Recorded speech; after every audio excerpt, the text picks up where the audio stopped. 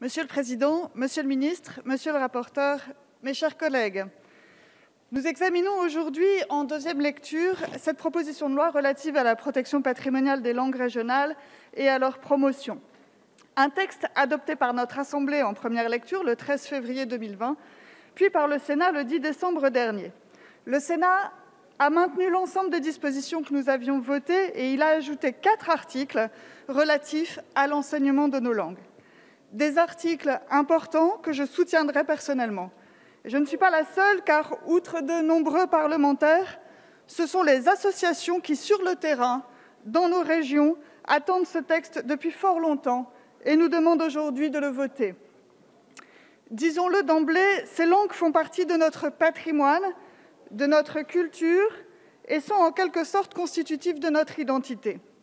Or, pour nos langues historiques, déjà considérées par l'UNESCO comme vulnérables, en danger ou sérieusement en danger, depuis plusieurs années, le risque de disparition est réel. Dans votre récente réforme du baccalauréat, Monsieur le Ministre, vous avez malheureusement rendu moins attractif l'enseignement des langues régionales. Résultat mécanique, les effectifs d'apprentissage de nos langues régionales sont partout en baisse, à la mesure des choix opérés. Dans de nombreux lycées, on assiste à la fermeture de certains cours et dans certaines académies, c'est la diminution massive des inscriptions qui est constatée. Par le biais de votre réforme, vous aviez même décidé, Monsieur le Ministre, que désormais, les 3 heures d'enseignement hebdomadaire du breton dans le secondaire devaient être calculées par niveau et non plus par classe. En clair, une répartition des heures préjudiciable à l'élève et une forte mobilisation a été nécessaire pour que vous acceptiez de revenir sur cette mesure. Aujourd'hui, nous avons une opportunité. Voter cette loi et montrer, prouver notre attachement à nos langues régionales qui, même menacées, ne sont pas moribondes. Bien au contraire. D'ailleurs, la série de dispositions ajoutées par le Sénat est destinée à favoriser l'apprentissage des langues régionales à l'école. Plus ces langues sont menacées, plus elles sont défendues, remarque le président du Congrès permanent de la langue occitane. Mais elles ne seront pas sauvées sans des progrès significatifs de leur enseignement, ajoute-t-il. Parmi les défenseurs de nos langues régionales, les Occitans ont pris leur part, avec un véritable plan de sauvegarde, pour ne pas dire de sauvetage de notre langue. Et le moins que l'on puisse dire est que cela paye. À Béziers, on ne compte pas moins de 3 écoles occitanes, aidées par la ville, je le précise. Des établissements qui organisent chaque année le carnaval dans nos rues, des rues qui sont au demeurant toutes indiquées dans les 2 langues. D'ailleurs, on compte aujourd'hui 1988 élèves, 24 écoles, 2 collèges et 1 lycée occitan dans le Languedoc, et pas moins de 3 937 élèves, 64 écoles, 4 collèges et 1 lycée dans tout l'espace occitan.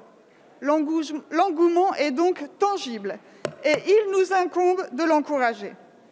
Je finirai mon intervention avec une mention spéciale pour notre CIRDOC, le Centre international de recherche et documentation occitane, que nous hébergeons à Béziers, connu jusqu'au Japon, et qui offre une collection riche de plus de 150 000 documents témoignant de 1000 ans de création occitane, notre belle culture à l'origine des troubadours.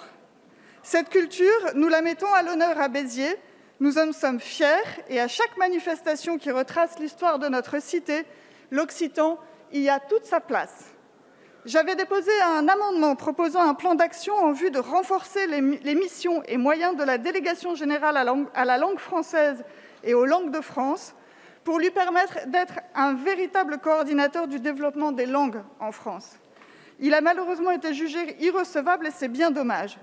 Alors, cette proposition de loi tombe à pic, car les langues régionales font partie intégrante de notre identité de Français, de notre relation charnelle à nos régions, à nos terres, de ce supplément d'âme qui, dans un pays fracturé, ne peut que participer à sa réconciliation, pour ne pas dire à sa communion.